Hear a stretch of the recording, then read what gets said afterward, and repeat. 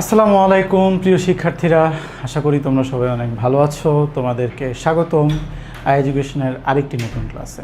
আজকে আমরা খুব ইন্টারেস্টিং একটা চ্যাপ্টার পড়ব, সেটা হচ্ছে যে ইংরেজ ঔপনিবেশিক শাসন, ব্রিটিশ আমল।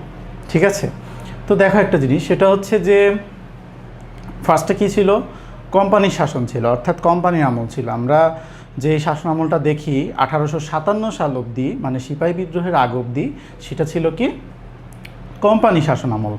এখন কোম্পানি শাসন আমল থেকে যখন 1858 সালে যখন ভারত শাসন আইন তৈরি হয়, তখন কোম্পানি শাসন আমল থেকে সেটা কি তৈরি হয়, ব্রিটিশ আমলে চলে আসে। অর্থাৎ ব্রিটিশ রানীর যে শাসন, সেটাকে আমরা বলছি কি ব্রিটিশ আমল। তো চলো আমরা কথা না বাড়িয়ে আমাদের আজকের ক্লাসটা শুরু করি।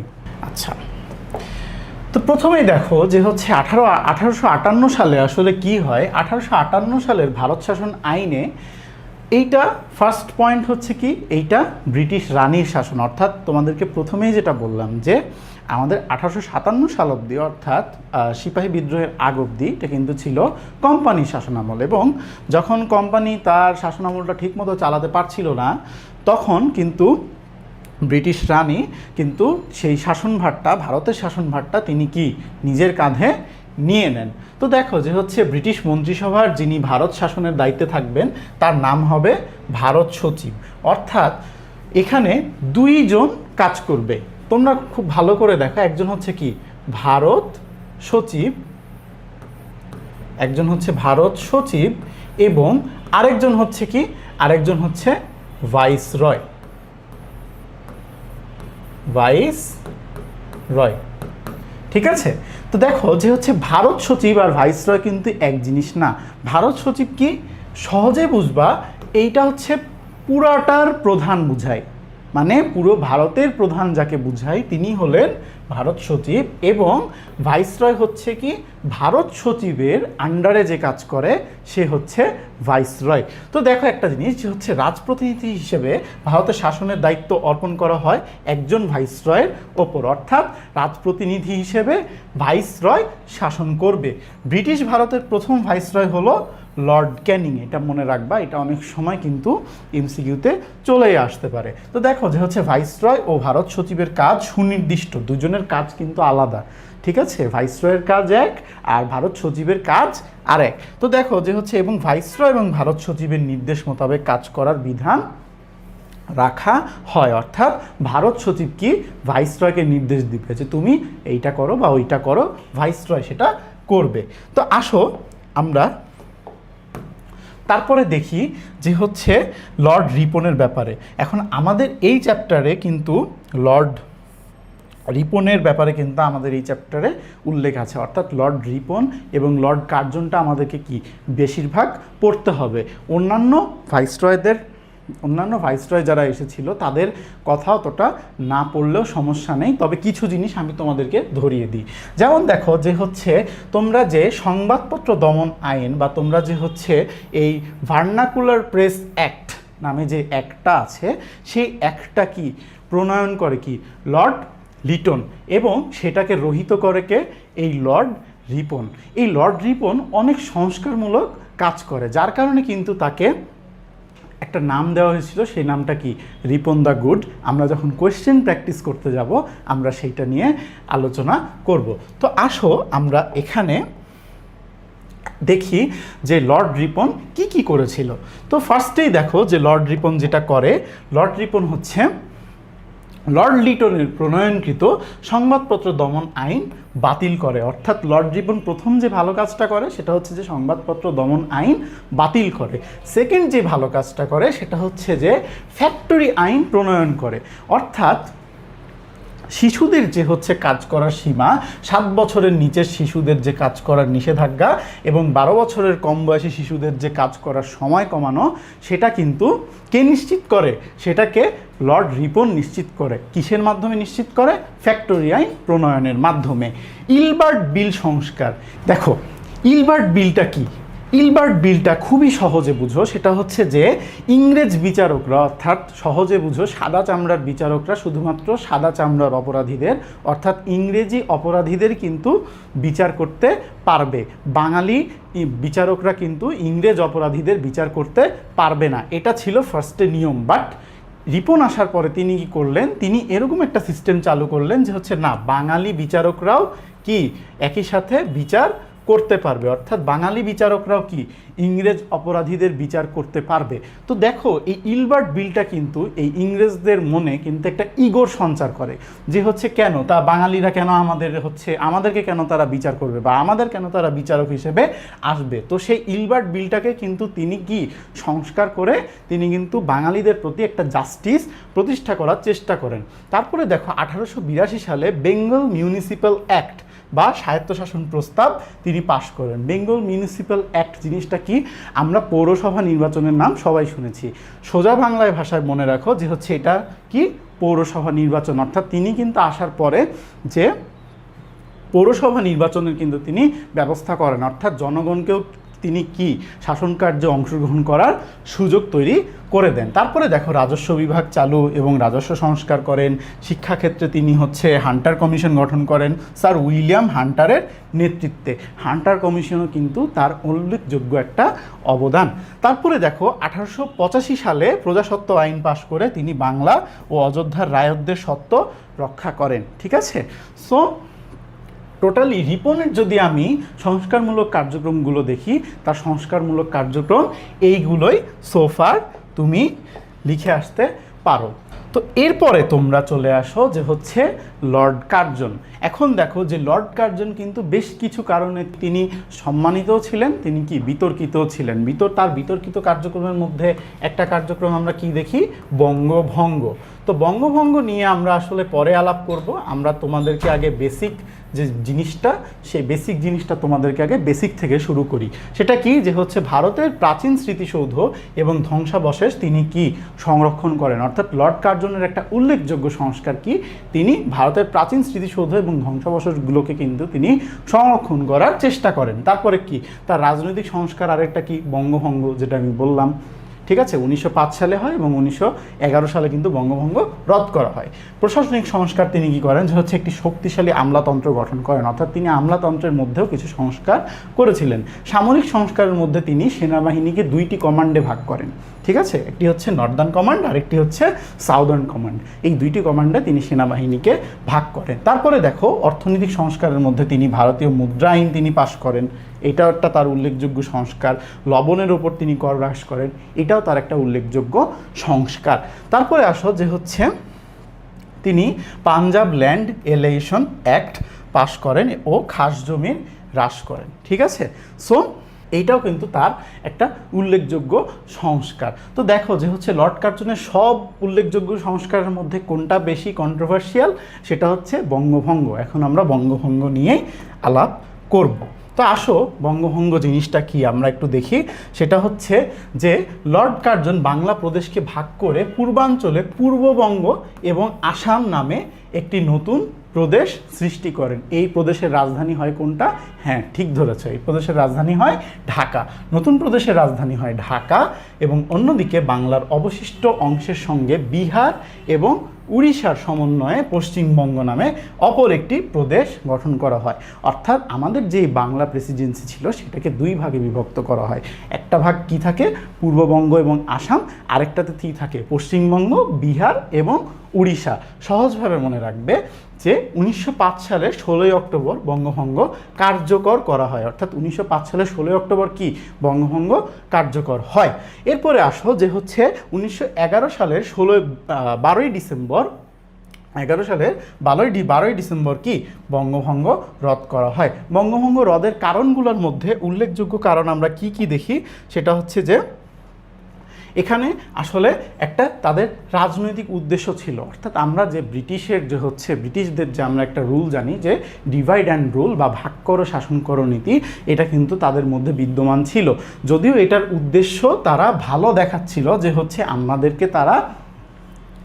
আমাদের যে অবহেলিত পূর্ববঙ্গ ছিল, আমাদের পূর্ববঙ্গে ভালো কোনো স্কুল কলেজ ছিল না, ভালো কোনো প্রতিষ্ঠান ছিল না, কোনো কিছু ছিল না, সেখানে তারা কিন্তু এই জিনিসটাকে একটা ভালো ইনিশিয়েটিভ হিসেবে দেখালো। এটা কিন্তু আমাদের এই হিন্দু মুসলমানকে কিন্তু ভাগ করে ফেলে, অর্থাৎ হিন্দুরা কি বঙ্গভঙ্গের বিরোধিতা করে এবং মুসলিমরা কি বঙ্গভঙ্গের পক্ষে কথা বলে। তো দেখো যে তাদের প্রশাসনিক সুবিধার জন্য অর্থাৎ শাসন কার্যে তাদের সুবিধা হবে, এইটাও কিন্তু একটা কারণ ছিল তারা এই বঙ্গভঙ্গটা ঘটায়। কিন্তু দেখো এটা কিন্তু আলটিমেটলি হিন্দু মুসলিমদেরকে ডিভাইড করে ফেলে।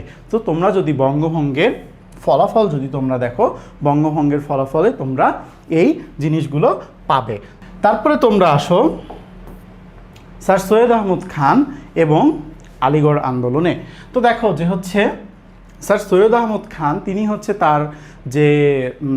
তিনি কিন্তু ছিলেন একজন কি প্রোগ্রেসিভ মুসলমান তিনি কি মুসলিম সমাজের কুসংস্কার দূরীকরণে তিনি ভূমিকা রাখেন এবং তিনি কি করেন, তার যে হচ্ছে তিনি মুসলিম সমাজের কুসংস্কার দূরীকরণে তিনি ভূমিকা রাখেন নাম্বার 1, এবং তিনি তার কিছু সংস্কারমূলক তিনি কার্যক্রম হাতে নেন। তার প্রথম সংস্কার ছিল কি বিজ্ঞান সমিতি গঠন, অর্থাৎ দেখো যে হচ্ছে তিনি কি তারপরে তিনি তাহাজিবুল আখলাক নামে একটি পত্রিকা প্রকাশের মাধ্যমে মুসলিম সমাজের কুসংস্কার দূরীকরণেও তিনি কি ভূমিকা রাখেন। 1875 সালে কি আলিগড়ে মোহামেডান অ্যাংলো ওরিয়েন্টাল স্কুল প্রতিষ্ঠা করেন, যেটা পরবর্তীতে কলেজে উন্নত হয়, এবং তিনি কি হিন্দু মুসলিম উভয় সম্প্রদায়ের অভিজাতদের নিয়ে কি তিনি ইউনাইটেড ইন্ডিয়ান পেট্রিয়টিক অ্যাসোসিয়েশন গঠন করেন। তো দেখো যে তার এই যে সংস্কারমূলক কাজ আর এই যে ইংরেজদের সাথে যে তখন মুসলমানদের একটা বৈরিতা সম্পর্ক চলছিল, সেটাকে তিনি কি উন্নত করার জন্য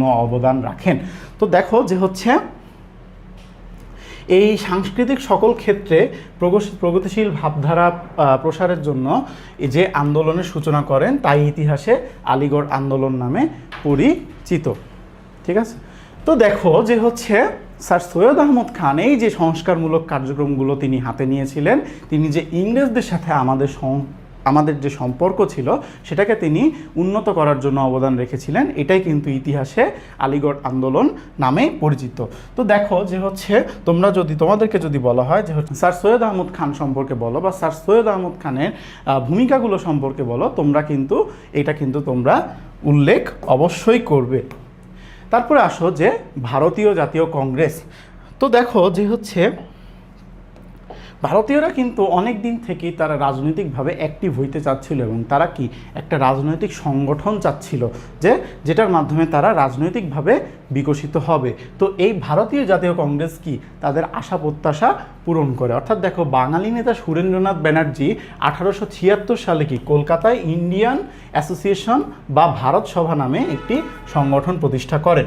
পরবর্তীতে ভারতীয় সিভিল সার্ভিসের অবসরপ্রাপ্ত কর্মকর্তা অ্যালান অক্টাভিয়ান হিউম এবং লর্ড ডাফরিনের সহযোগিতায় 1885 সালের 28 ডিসেম্বর বম্বে শহরে ভারতীয় জাতীয় কংগ্রেস আত্মপ্রকাশ করে। অর্থাৎ ভারতীয় জাতীয় কংগ্রেস কবে আত্মপ্রকাশ করে?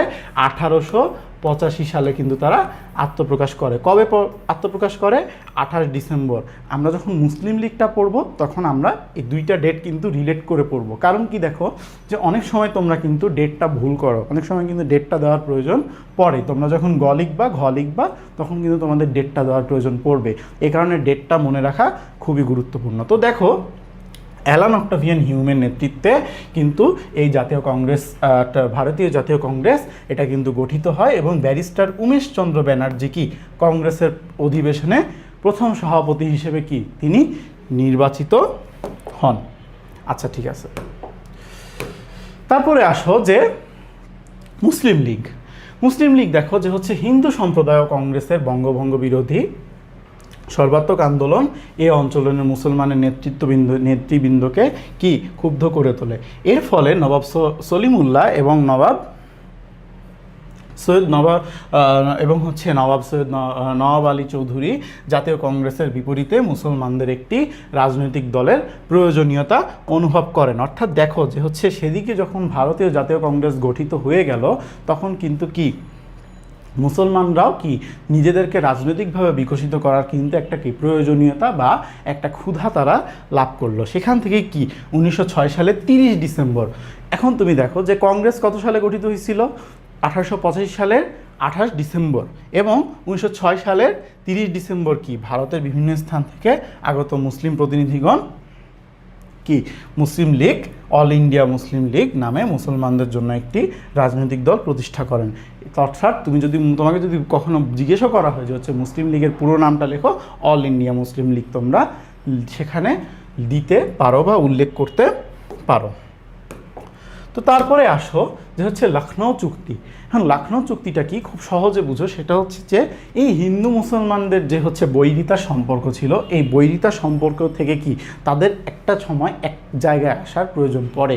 তো দেখো সেখান থেকে 1916 সালের ডিসেম্বর মাসে কংগ্রেস এবং মুসলিম লীগ এই দুই বড় দল তারা কি করে এদের বার্ষিক সম্মেলন লখনৌ শহরে আয়োজন করার সিদ্ধান্ত নেয়। এই সময় উভয় সম্প্রদায় ভারতের শাসনতান্ত্রিক সংস্কারের নীতির প্রশ্নে একটা সমঝোতায় আসে। অর্থাৎ লখনৌ চুক্তি কেন গুরুত্বপূর্ণ? কারণ এই চুক্তির মাধ্যমে কি হিন্দু এবং মুসলমান দুইটি সম্প্রদায়, ভারতীয় জাতীয় কংগ্রেস এবং মুসলিম লীগ একটি সমঝোতায় আসে। এই কারণে এটি গুরুত্বপূর্ণ, যা লখনৌ চুক্তি নামে পরিচিত। আশা করি তোমরা বুঝেছ। তারপরে আসো খিলাফত ও অসহযোগ আন্দোলন। সো দেখো যে খিলাফত আন্দোলনটা কি ছিল, সেটা হচ্ছে কি তুরস্কের খলিফাকে কিন্তু তৎকালীন মুসলিম বিশ্বের প্রতীক মনে করা হতো। অর্থাৎ তুরস্কের খলিফা কিন্তু তৎকালীন বিশ্বের যে মুসলমানগণ ছিল তাদের মধ্যে কিন্তু তিনি প্রভাব বিস্তার করেছিলেন। তো দেখো যে খিলাফত আন্দোলনটা বেসিক্যালি কি, যখন প্রথম বিশ্বযুদ্ধ হয়, প্রথম বিশ্বযুদ্ধ হওয়ার পরে ব্রিটিশরা কিন্তু ভারত থেকে কিন্তু তারা সেনাবাহিনী সংগ্রহ করার চেষ্টা করে। তো ভারতীয়রা তখন বলে যে ঠিক আছে আমরা যুদ্ধে অংশগ্রহণ করছি কিন্তু তুরস্কের কোনো ক্ষতি করা যাবে না। তবে ব্রিটিশরা কিন্তু সেই কথাটা রাখেনি, তারা কিন্তু সে কথাটা তারা রাখতে পারেনি। অর্থাৎ যখন প্রথম বিশ্বযুদ্ধ যখন শেষ হয় তখন কিন্তু কি তুরস্কের খেলাফতটা চলে যায়। এখান থেকে কিন্তু দেখো যে তখন ভারতীয়দের মনে বা ভারতীয় মুসলমানদের মনে বিশেষ করে যে হচ্ছে আঘাতের সঞ্চার হয়, সেখান থেকে যে আন্দোলনটার সূচনা হয় সেটাই কি খেলাফত আন্দোলন। তো খেলাফত আন্দোলনের পাশাপাশি কি আরেকটা আন্দোলন খুব পপুলার হয়, সেটা কি অসহযোগ আন্দোলন। দেখো যে তুরস্কের খলিফার মর্যাদা রক্ষার লক্ষ্যে ভারতীয় মুসলমানগণ এক আন্দোলন গড়ে তোলেন, ইতিহাসে যা খেলাফত আন্দোলন নামে পরিচিত। খেলাফত আন্দোলনের নেতৃত্বে কারা ছিলেন?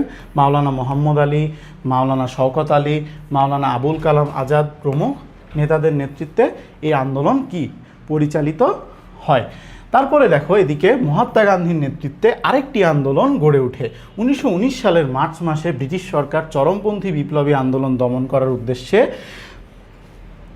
একটি কি রাওলাট আইন পাশ করে এবং বিনা বিচারে শত শত লোককে কারাবন্দী করে। উক্ত আইনের বিরুদ্ধে গান্ধীজির সত্যাগ্রহ এবং প্রতিবাদ আন্দোলনের পটভূমিতে সংগঠিত হয় 1919 সালের 13ই এপ্রিল জালিনওয়ালাবাগের হত্যাকাণ্ড। ঠিক আছে, অর্থাৎ এই যে জালিনওয়ালাবাগের যে হত্যাকাণ্ড, এইটার পরবর্তীতে কিন্তু কি অসহযোগ আন্দোলনের সূত্রপাত হয়। অর্থাৎ নিরস্ত্র জনতার ওপর গুলি চালিয়ে কয়েকশো লোককে হত্যা করা হয়। এটাতে ইংরেজ বিরোধী মনোভাব চাঙ্গা হয়ে ওঠে এবং খিলাফত আন্দোলন এবং অসহযোগ আন্দোলন কি একটা অ্যালাইনমেন্টে চলে আসে। তারপরে আসো সেটা হচ্ছে কি 1920 সালের 10 আগস্ট সেভার্স চুক্তির পর মুসলমানগণ 31 আগস্ট খেলাফত দিবস পালন করেন। অর্থাৎ খেলাফত দিবস যদি তোমাকে জিজ্ঞেস করা হয় যে খেলাফত দিবস কবে, তুমি বলবা 31 আগস্ট। নাগপুরে খেলাফত কমিটি এবং মুসলিম লীগ অসহযোগ আন্দোলনের বিস্তারিত কর্মসূচি অনুমোদন করে এবং উভয় সংগঠন স্বাধীনতাকে তাদের চূড়ান্ত লক্ষ্য বলে ঘোষণা করে। ফলে খেলাফত ও অসহযোগ আন্দোলন একটা হিন্দু মুসলমানদের যৌথ আন্দোলনে কি পরিণত হয়। তারপরে আসো যে হচ্ছে 1929 সালে মুসলিম লীগের পক্ষ থেকে 14 দফা প্রস্তাব উত্থাপন করেন কে? মোহাম্মদ আলী জিন্নাহ। অর্থাৎ মোহাম্মদ আলী জিন্নাহ 14 দফা কবে উত্থাপন করেন? 1929 সালে। 1933 সালে কি কেমব্রিজ বিশ্ববিদ্যালয়ের ছাত্র চৌধুরী রহমত আলী তিনি কী করেন? উত্তর পশ্চিমাঞ্চলের সংখ্যাগরিষ্ঠ মুসলিম এলাকাগুলোর জন্য পাকিস্তান নাম উদ্ভাবন করেন। অর্থাৎ পাকিস্তান নামটা কিন্তু তার থেকে কিন্তু আসে। তারপর দেখো 1939 সালে জিন্নাহ তার বিতর্কিত এবং বহুল আলোচিত দ্বিজাতি তত্ত্ব ঘোষণা করেন। দ্বিজাতি তত্ত্বটা কী ছিল? অর্থাৎ এই যে মুসলিম এবং যে হিন্দু এই দুই জাতির ভিত্তিতে কিন্তু রাষ্ট্র ভাগ, এটা কিন্তু তিনি এই জিন্নাই কিন্তু এটা সবার আগে তিনি কি সামনে আনেন। তারপর দেখো যে লাহোর প্রস্তাব। লাহোর প্রস্তাবটা কি এখানে একটু জানতে হবে। 1940 সালের 23 মার্চ লাহোরে অনুষ্ঠিত মুসলিম লীগের অধিবেশনে বাংলার নেতা এবং প্রধানমন্ত্রী শের বাংলা কে ফজলুল হক তার বিখ্যাত লাহোর প্রস্তাব উত্থাপন করেন। এতে বলা হয় কোনো শাসনতান্ত্রিক পরিকল্পনা এদেশে কার্যকর বা মুসলমানদের কাছে গ্রহণযোগ্য হবে না যদি না এটি নিম্নবর্তিত মূলনীতির উপরে প্রতিষ্ঠিত না হয়। মূলনীতিগুলো কি তোমাকে খুব সহজে বলি, সেটা হচ্ছে যে ভৌগোলিক দিক থেকে সংলগ্ন এলাকাগুলোকে প্রয়োজনীয় রদবদলের মাধ্যমে পৃথক অঞ্চল হিসেবে চিহ্নিত করতে হবে এবং ভারতের উত্তর পশ্চিম ও পূর্বাঞ্চলে এ ধরনের মুসলিম সংখ্যাগরিষ্ঠ এলাকাসমূহে স্বাধীন রাষ্ট্র গঠনের ব্যবস্থা করতে হবে। এখানে কিন্তু জিন্না একটা পরে একটা ট্রিক্স খাটায়, সেটা হচ্ছে যে শেরে বাংলা যে প্রস্তাবটা লিখেছিলেন সেখানে কিন্তু তিনি কি স্টেটস উল্লেখ করেছিলেন, অর্থাৎ আমাদের এই যে আমাদের যে পূর্ব বাংলা ছিল, তৎকালীন যে পূর্ব বাংলা, সেটাকে কি তিনি কিন্তু আলাদাভাবে রেকগনাইজ করেছিলেন। বাট এটা কি জিন্না যখন যখন সাংবাদিকরা যখন জিজ্ঞেস করে যে এখানে স্টেটস কেন, তখন কিন্তু তিনি এই এসটা কিন্তু তিনি বলেন যে হচ্ছে এটা একটা টাইপিং মিস্টেক বা এটা হচ্ছে এটা ভুল ছিল, স্টেটস না স্টেট। ঠিক আছে, অর্থাৎ তিনি কি জিন্না কি শুধুমাত্র পাকিস্তানটাই চেয়েছিলেন। ঠিক আছে, কিন্তু তিনি এখানে যে আমরা বাঙালিরা যে একটা আলাদা জাতি বা আমরা যে বাংলাদেশিরা যে আমাদের মধ্যে যে একটা জাতীয়তাবাদ রয়েছে সেটাকে কিন্তু তিনি রেকগনাইজ করেন নাই। বাট কে রেকগনাইজ করেছিল? ফজলুল হক রেকগনাইজ করেছিল। সো এই জিনিসটা তোমরা মাথায় রাখবা। তো এইটাই ছিল মূলত লাহোর প্রস্তাব। তারপরে আসো মন্ত্রী মিশন পরিকল্পনা গঠিত হয় হচ্ছে 1946 সালে, যেটা অবভিয়াসলি ফেইল হয়। এরপরে দেখো 1947 সালে ভারত স্বাধীনতা আইনের মাধ্যমে কি ভারত এবং পাকিস্তান নামে দুইটি রাষ্ট্রের জন্ম হয়। ভারত এবং পাকিস্তান যথাক্রমে 14 এবং 15 আগস্ট কি স্বাধীন হয়। তো দেখো যে হচ্ছে লর্ড মাউন্টব্যাটেন ছিল ভারতের গভর্নর জেনারেল, অর্থাৎ ভারতের শেষ গভর্নর জেনারেল যাকে আমরা বলি, সেটা কি ছিল? Lord Mountbatten. ভারত স্বাধীন হয় মাউন্টব্যাটেনের সুপারিশ অনুসারে। তো দেখো যে এটাই ছিল আসলে পুরো অধ্যায়ের ওভারভিউ, বা আমি যদি তোমাদেরকে পুরো অধ্যায়টা বলি সেটাই ছিল আর কি এই পুরো অধ্যায়ের যে বিষয়গুলো। তো এখানে বেশ কিছু দেখো যে জ্ঞানমূলক প্রশ্ন আমি তোমাদের জন্য এনেছি, সেটা হচ্ছে কি যে কে ভার্নাকুলার প্রেস অ্যাক্ট রহিত করেন। তাহলে দেখো একটা জিনিস তোমাদেরকে শুরুতেই বলেছিলাম যে লর্ড লিটন কিন্তু ভার্নাকুলার প্রেস অ্যাক্টটা তিনি পাশ করেন এবং এটা রহিত করেন হচ্ছে লর্ড রিপন। ঠিক আছে, লর্ড রিপন রহিত করেন। তারপরে দেখো কোন গভর্নর জেনারেল বঙ্গভঙ্গ প্রস্তাব করেন? Obviously Lord Curzon. আলিগড় আন্দোলনের নেতা কে ছিলেন? স্যার সৈয়দ আহমদ খান ছিলেন। কে লাহোর প্রস্তাব উত্থাপন করেন? সেই বাংলায় কে ফজলুল হক। তারপরে হচ্ছে বিজ্ঞান সমিতি নামক সংস্থা কে তৈরি করেন? স্যার সৈয়দ আহমদ খান। তোমাদেরকে বলেছিলাম যে আলিগড় আন্দোলন এবং স্যার সৈয়দ আহমদ খানের যে ম্যাটারটা, এটা কিন্তু তোমার হচ্ছে কোয়েশ্চিন অনেক সময় চলে আসতে পারে। ঠিক আছে, সো আলিগড় আন্দোলন বেসিক্যালি কী ছিল? সেটা কী ছিল যে হচ্ছে স্যার সৈয়দ আহমদ খানের কি এক ধরনের এটা তুমি বলতে পারো যে তুমি এটাকে সাংস্কৃতিক বলতে পারো, তুমি এটাকে এরকম বলতে পারো যে হচ্ছে তৎকালীন মুসলমান সমাজের যে কুসংস্কার দূরীকরণ বা তৎকালীন মুসলমান সমাজের যে হচ্ছে ইংরেজদের সাথে যে সম্পর্কের বৈরিতা বা হিন্দুদের সাথে যে সম্পর্কের বৈরিতা, সেটাকে একটু কমায় আনার যে আন্দোলন, এটাকেই আমরা কি আলিগড় আন্দোলন বলি। তো দেখো যে হচ্ছে কত সালে লখনৌ চুক্তি স্বাক্ষরিত হয়? কত সালে স্বাক্ষরিত হয় লখনৌ চুক্তি? 1916 সালে। তারপর দেখো মুসলিম লীগ কত সালে গঠিত হয়?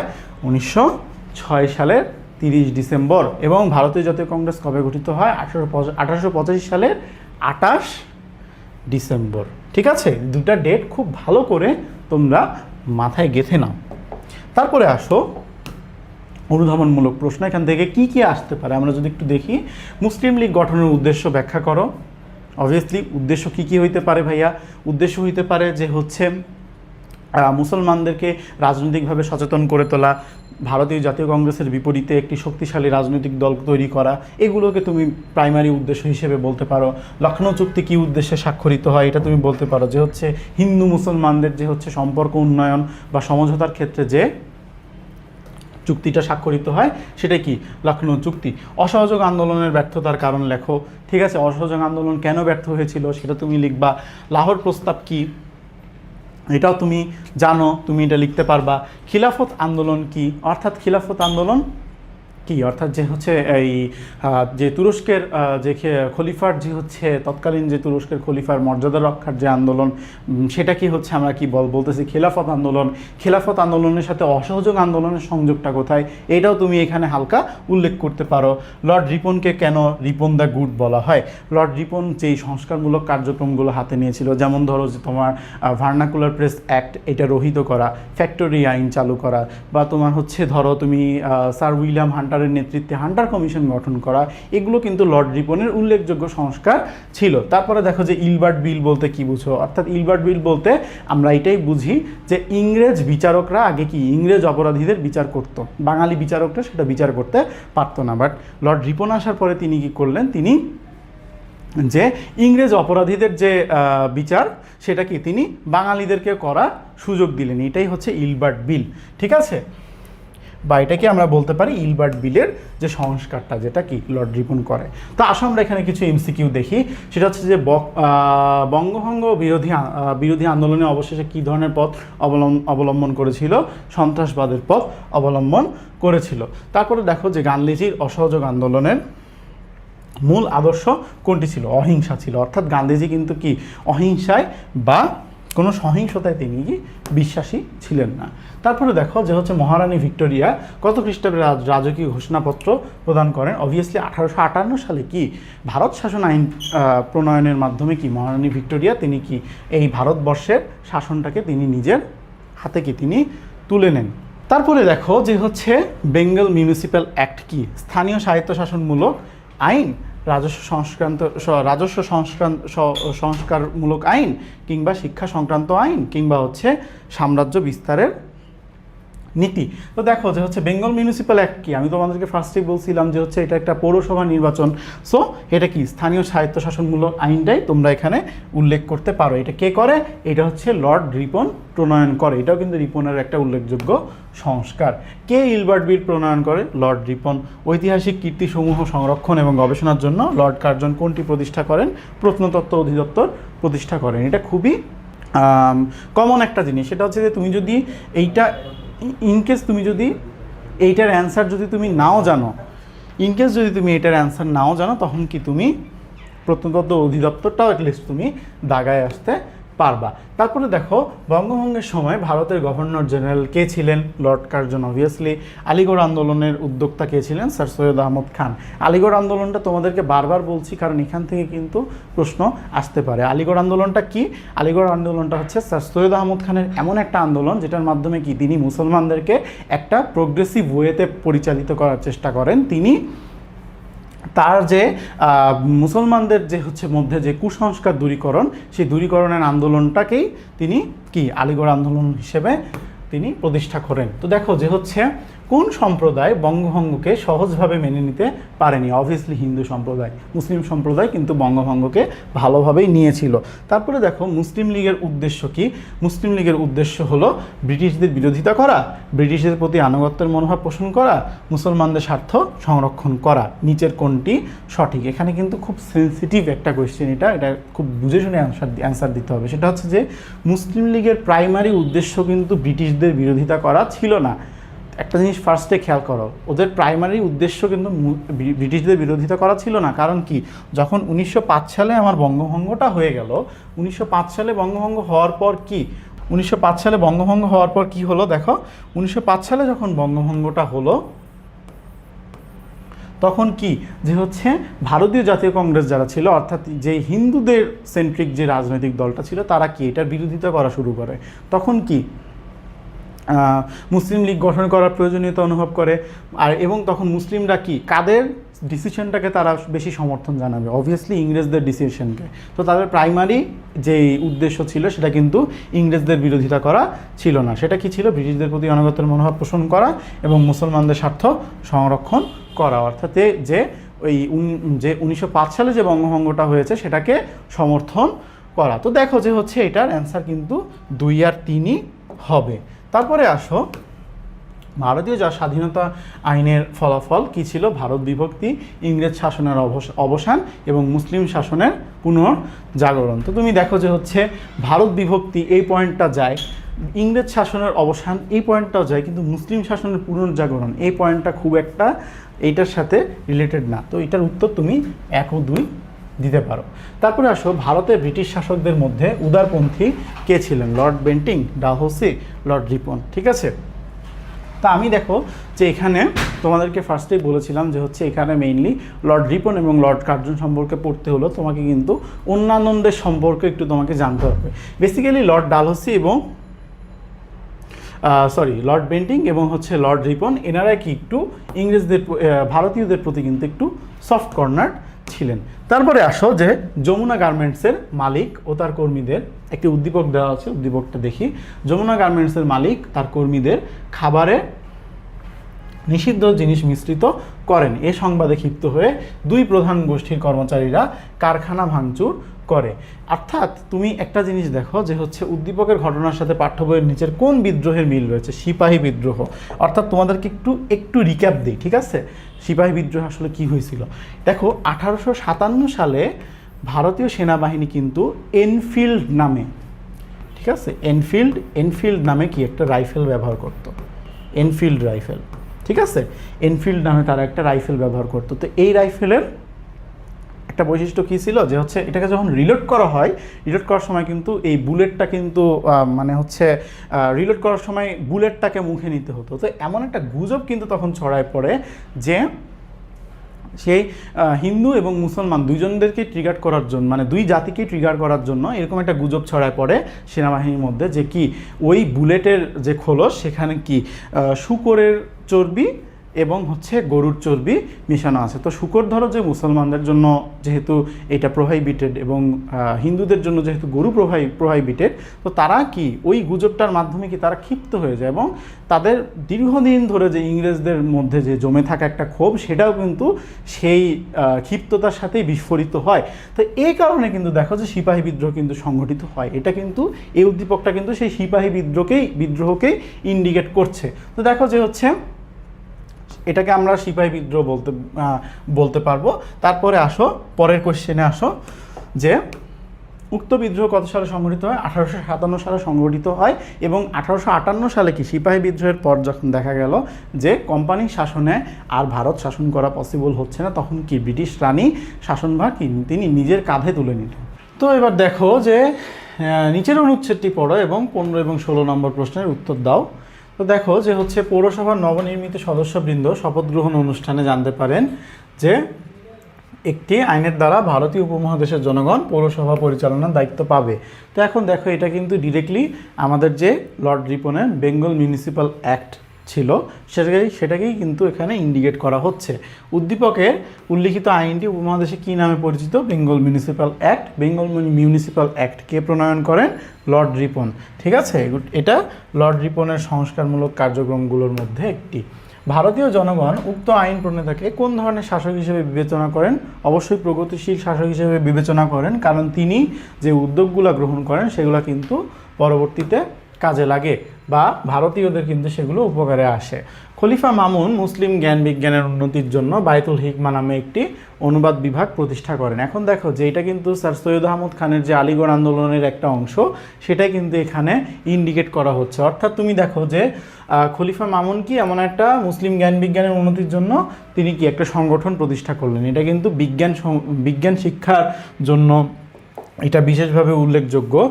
এবং এটা তুমি দেখো যে হচ্ছে প্রত্যেকটা অপশনে ইংরেজ শিক্ষা, রাজনৈতিক প্রতিদান, ধর্মশিক্ষা, বিজ্ঞান শিক্ষা, এই 4টা অপশনের মধ্যে কিন্তু বিজ্ঞান শিক্ষাটাই বেশি অ্যাপ্রোপ্রিয়েটলি যাচ্ছে। এবং এটা কিসের সাথে রিলেটেড বলতো? যে স্যার সৈয়দ আহমদ খান যে বিজ্ঞান সমিতি গঠন করেছিলেন সেটার সাথে কিন্তু রিলেটেড। উদ্দীপকের বাইতুল হিকমার সাথে সাদৃশ্যপূর্ণ কি? বিজ্ঞান সমিতি। ঠিক আছে, তো এই ছোটোখাটো জিনিসগুলো তোমরা মাথায় রাখবা। তারপরে আসো যে দেশের শাসক প্রশাসনিক সুবিধার জন্য দেশকে বিভক্ত করেন, এতে দেশের এক অংশের জনগণ বিরোধিতা করে এবং গুপ্ত হত্যা, দাঙ্গা বর্জন নীতি গ্রহণ করে। উদ্দীপকের ঘটনার সাথে ভারতীয় উপমহাদেশের কোন আন্দোলনের সম্পর্কযুক্ত? স্বদেশী আন্দোলন। অর্থাৎ বঙ্গভঙ্গের পরে যে স্বদেশী আন্দোলনের সূত্রপাত হয় সেটা কি এখানে ইন্ডিকেট করা হয়েছে। তারপরে আসো যে উদ্দীপকে প্রতিফলিত আন্দোলন ছিল কি, সামাজিক একটি আন্দোলন। তারপরে আসো যে আমরা একটা সৃজনশীল দেখি যে 1939 সালে জার্মানি ও পোল্যান্ডের মধ্যে যুদ্ধ শুরু হয় এবং এবং হচ্ছে যা সমগ্র বিশ্বে ছড়িয়ে ফলে মুসলিম প্রধান দেশ তুরস্ক জার্মানির পক্ষে যোগ দেয়। অপরদিকে ব্রিটেন জার্মানির বিপক্ষে অবস্থান নেয়। ফলে মুসলমানরা এই যুদ্ধে ব্রিটিশদের পক্ষে অস্ত্র ধারণ করতে অসম্মত হয়। তোমার হচ্ছে ব্রিটিশরা মুসলমানদের এই বলে আশ্বস্ত করে যে যুদ্ধে জয়ী হলে তারা তুরস্কের কোনো ক্ষতি করবে না। বাট আলটিমেটলি কি, তারা তুরস্কের সাথে মানে মুসলমানদের সাথে কি বিশ্বাসঘাতকতা করে এবং তুরস্কের যে খিলাফতটা ছিল সেটা কিন্তু চলে যায়। তো সেখান থেকে কিন্তু দেখো যে খিলাফত আন্দোলনের সূত্রপাত। উদ্দীপকে বর্ণিত ঘটনা ভারতীয় ব্রিটিশ আমলের কোন আন্দোলনের সাথে কথা স্মরণ করিয়ে দেয়? খিলাফত আন্দোলন। উক্ত আন্দোলনের ফলাফল কি হয়েছিল বলে তুমি মনে করো? অর্থাৎ খিলাফত আন্দোলনের ফলে যে হচ্ছে যে খিলাফত আন্দোলনের সাথে যে পরে অসহযোগ আন্দোলন হয়েছিল সেটাকে তুমি এখানে উল্লেখ করে দিবা। তারপরে আসি আমাদের প্রতিবেশী একটি দেশের রাজনৈতিক ইতিহাসের রাজনীতি সচেতন ব্যক্তিবর্গ তাদের অধিকার আদায়ের জন্য বিক্ষিপ্তভাবে কাজ করতে থাকে, কিন্তু এভাবে কাজ করলে বিশৃঙ্খলা বৃদ্ধির সম্ভাবনা থাকে। এরূপ অবস্থায় সরকারকে সহযোগিতা ও নিজেদের অধিকার আদায়ের জন্য তাদের একটি সমন্বিত সংগঠন গড়ে তোলা প্রয়োজন হয়ে পড়ে। এই সময়ে একটি রাজনৈতিক সংগঠন গড়ে ওঠে। এই সংগঠনটি দেশটির স্বাধীনতা অর্জনের অগ্রণী ভূমিকা পালন করেছিল। উদ্দীপকের সংগঠনটির সাথে তোমার পাঠ্য বইয়ের কোন সংগঠনের সাদৃশ্য রয়েছে? এখানে দেখো যে ভারতীয় জাতীয় কংগ্রেসের কথা কিন্তু এই সৃজনশীলে কিন্তু ইনডিরেক্টলি এই উদ্দীপকে উল্লেখ করা হয়েছে। কারণ দেখো যে হচ্ছে ভারতীয় জাতীয় কংগ্রেস ছিল কি তৎকালীন সবচেয়ে জনপ্রিয় রাজনৈতিক সংগঠন এবং এই রাজনৈতিক সংগঠনে কি পরবর্তীতে ভারতের স্বাধীনতা অর্জনে কি অগ্রণী ভূমিকা পালন করে। তারপরে দেখো দেশটির স্বাধীনতা সংগ্রামে উক্ত সংগঠনটির ভূমিকা বিশ্লেষণ করো। অর্থাৎ ভারতীয় জাতীয় কংগ্রেসের যে ভূমিকা ভারতের স্বাধীনতা অর্জনে সেটাই কিন্তু এখানে ব্যাখ্যা করতে বলছে। তারপরে দেখো যে সাম্রাজ্যবাদ, উপনিবেশবাদ, জাতীয়তাবাদ শব্দ তিনটি একই সূত্রে গঠিত। সাম্রাজ্যবাদী শাসকেরা সবসময় নিজেদের প্রভাব প্রতিপত্তি বিস্তার করতে চায় এবং উপনিবেশ সৃষ্টি, সেজন্য তারা কি উপনিবেশ সৃষ্টি করে এবং পরবর্তীতে কি জাতীয়তাবাদের উত্থান ঘটে এবং এই অযাচিত প্রভুদের শাসন কার্যে প্রতিবন্ধকতা সৃষ্টি ও নিজ দেশের বাহিরের পণ্য সামগ্রী বর্জন করতে তারা কি বদ্ধপরিকর হয়। তো এটা দেখো, এটা কিন্তু স্বদেশী আন্দোলনের দিকে ইন্ডিকেট করতেছে। অর্থাৎ দেখো যে আমাদের যে বঙ্গভঙ্গ পরবর্তী যে সিচুয়েশনটা ছিল সেটাকে কিন্তু এখানে পোর্ট্রে করা হচ্ছে। উদ্দীপকে বর্ণিত বিষয়ের সাথে পাঠ্যবইয়ের কোন বিষয়ের মিল খুঁজে পাওয়া যায়? তারপরে প্রশ্নটা কি দেখো, উক্ত বিষয়ের ফলে গণসচেতনতার সৃষ্টি হয়। অর্থাৎ বঙ্গভঙ্গের ফলে কিন্তু এই যে গণসচেতনতা এটা সৃষ্টি হয় এবং ব্রিটিশ বিরোধী আন্দোলন কি জোরদার হয়। তারপরে সৃজনশীলে আসো যে ভারতীয় উপমহাদেশে আগমনকারী ব্রিটিশ শাসক বর্গের মধ্যে বেশ কয়েকজন শাসক উন্নয়নমূলক এবং জনহিতকর অনেক কাজ করে ভারতীয়দের মনে স্থান করে নেয় এবং জনৈক শাসক vernacular press act, Hunter commission, municipal act, Bengal Tennessee act প্রণয়ন করার মধ্যে দিয়ে কি ভারতের মধ্যে স্মরণীয় হয়ে আছেন। তাহলে আমরা কিন্তু অলরেডি বুঝে গেছি যে এটা কি লর্ড রিপনের ব্যাপারেই বলছে। উদ্দীপকে উল্লিখিত শাসক তোমার পাঠ্য বইয়ের কোন শাসককে নির্দেশ করে ব্যাখ্যা করো? অবভিয়াসলি লর্ড রিপনকেই সেটা ব্যাখ্যা করে। আর পাঠ্য বইয়ের উক্ত শাসকের কার্যক্রম সংক্ষেপে বর্ণনা করো। অর্থাৎ লর্ড রিপন এর যে হচ্ছে সংস্কারমূলক কার্যক্রমগুলো ছিল তুমি এখানে উল্লেখ করে দিবা যে ভার্নাকুলার প্রেস অ্যাক্ট রহিত করা, তারপরে হচ্ছে বেঙ্গল মিউনিসিপ্যাল অ্যাক্ট প্রণয়ন করা, তিনি সেটার মাধ্যমে বাঙালিদেরকে হচ্ছে বাঙালিদেরকে না মানে ভারতীয়দেরকে তিনি হচ্ছে স্বায়ত্ত শাসনের যে অধিকারটা সেটা তিনি রক্ষা করেন। তারপরে তিনি হচ্ছে হান্টার কমিশন গঠন করেন। এগুলো তুমি সেখানে উল্লেখ করতে পারো, ঠিক আছে। তারপর দেখো যে একটি অঞ্চলের প্রশাসক দায়িত্ব গ্রহণের পর সেখানে বসবাসরত দুটি ধর্মীয় সম্প্রদায়ের মধ্যে সুসম্পর্কের অভাব দেখতে পান। সেখানে এক সম্প্রদায় অন্য সম্প্রদায়ের চেয়ে অপেক্ষাকৃত কম সুযোগ সুবিধা ভোগ করত। সে কারণে উক্ত প্রশাসক ওই এলাকার মানুষের সম অধিকার প্রদান এবং শাসন কার্য পরিচালনা সুবিধার্থে অঞ্চলটিকে দুটি প্রশাসনিক অঞ্চলে বিভক্ত করে। এখানে কিন্তু বঙ্গভঙ্গের কথাই উল্লেখ করা হয়েছে ভাইয়া, ঠিক আছে। এখানে বঙ্গভঙ্গের কথাটাকে উল্লেখ করা হয়েছে যে প্রশাসনিক সুবিধার ক্ষেত্রে রাজনৈতিক তাদের একটা ফায়দা ছিল, সেটাকেও আমি দূরে ঠেলে দিব না। তবে প্রাইমারি যেটা অবজেক্টিভ ছিল যে প্রশাসনিক সুবিধার ক্ষেত্রে দুইটা প্রদেশকে শাসন করা একটু ইজিয়ার হবে, এই কারণে কিন্তু বঙ্গভঙ্গটা করা হয়েছিল। তো দেখো যে উদ্দীপকের ঘটনার সাথে তোমার পাঠ্য বইয়ের কোন ঘটনার মিল রয়েছে এটা তুমি ব্যাখ্যা করো এবং ঘটনাটি ওই অঞ্চলের ইতিহাসে কী ধরনের প্রভাব বিস্তার করেছিল বলে তোমার মনে হয়, তোমার উত্তরের সপক্ষে যুক্তি দাও, ঠিক আছে। অর্থাৎ বঙ্গভঙ্গের ফলে যে হচ্ছে কী প্রভাব ছিল বা বঙ্গভঙ্গের যে ফলাফলটা, এই ফলাফলটাই মূলত এখানে ইনডিরেক্টলি তোমার কাছে জানতে চাচ্ছে। তো দেখো যে এই অধ্যায় থেকে তুমি কি কি টপিক আসলে তুমি কভার করবা। ফার্স্ট অফ অল তুমি যখন তোমাকে এই অধ্যায়টা তুমি একটু যখন ওভারভিউ নিবা, তুমি দেখবা যে হচ্ছে লর্ড রিপন, লর্ড কার্জন, এটা মাস্ট। এবং লর্ড কার্জনের সাথে কি একই সাথে কি বঙ্গভঙ্গ, বঙ্গভঙ্গের এখন তুমি কারণটা জানবা, ফলাফলটা জানবা। বঙ্গভঙ্গের ফলাফল কি ছিল, যে হচ্ছে দুইটা প্রদেশ গঠন, হিন্দু মুসলমানের বিভক্তি, বা দেখা যাচ্ছে যে হিন্দু মুসলমানের যে ইস্যুগুলো ক্রিয়েট হয়, যে তারা দেখা যাচ্ছে যে তাদের যে ইংরেজদের যে ডিভাইড অ্যান্ড রুল, সেই ডিভাইড অ্যান্ড রুলের কারণে যে হিন্দু মুসলমানের যে একটা বিভক্তি সৃষ্টি হয়, এবং পরবর্তীতে আবার লখনৌ চুক্তির মাধ্যমে জিনিসটা মিলিত হওয়া। তো মূলত এইসব বিষয় কিন্তু বঙ্গভঙ্গের সাথে ইনক্লুডেড। ঠিক আছে, তুমি এই জিনিসগুলো একটু ভালো করে ব্যাখ্যা করবা, স্যার, বা ভালো করে স্টাডি করবা। স্যার সৈয়দ আহমদ খান এবং আলিগড় আন্দোলন মাস্ট মাস্ট মাস্ট। আলিগড় আন্দোলন থেকে কিন্তু অনেক সময় প্রশ্ন চলে আসে। ঠিক আছে, আলিগড় আন্দোলন কী ছিল? স্যার সৈয়দ আহমদ খানের একটা কাইন্ড অফ, তুমি এটাকে বলতে পারো সাংস্কৃতিক আন্দোলন, তুমি এটাকে বলতে পারো যে হচ্ছে এটা স্যার সৈয়দ আহমদ খানের নিজের একটা চ্যালেঞ্জ ছিল, যে আমি মুসলমানদের মধ্যে থেকে এই যে কুসংস্কার গোড়ামিগুলোকে আমি দূর করব। বিজ্ঞান সমিতি গঠন করছে তিনি, মোহামেডান অ্যাংলো ওরিয়েন্টাল স্কুল তিনি প্রতিষ্ঠা করছে, যেটা পরবর্তীতে আবার কলেজ হয়ে গেছে। তারপরে দেখো যে ভারতীয় জাতীয় কংগ্রেস এবং মুসলিম লীগ। জাতীয় কংগ্রেসের তো আমরা একটা সৃজনশীল দেখলামই, খিলাফত আন্দোলন এবং অসহযোগ আন্দোলন। ঠিক আছে, দুইটা যখন একই প্যারালালে চলে আসে, কিভাবে আসে এই জিনিসগুলা। এরপরে আসছে হচ্ছে লাহোর প্রস্তাব। তো মোটামুটি এই কয়টা জিনিসই তোমাকে এই অধ্যায় থেকে কভার করলেই তুমি এই অধ্যায়ে একটা বেশ ভালো প্রিপারেশান তুমি নিয়ে ফেলতে পারবা। তো তোমাদের সবাইকে আজকের মতো এখানেই বিদায় দিচ্ছি।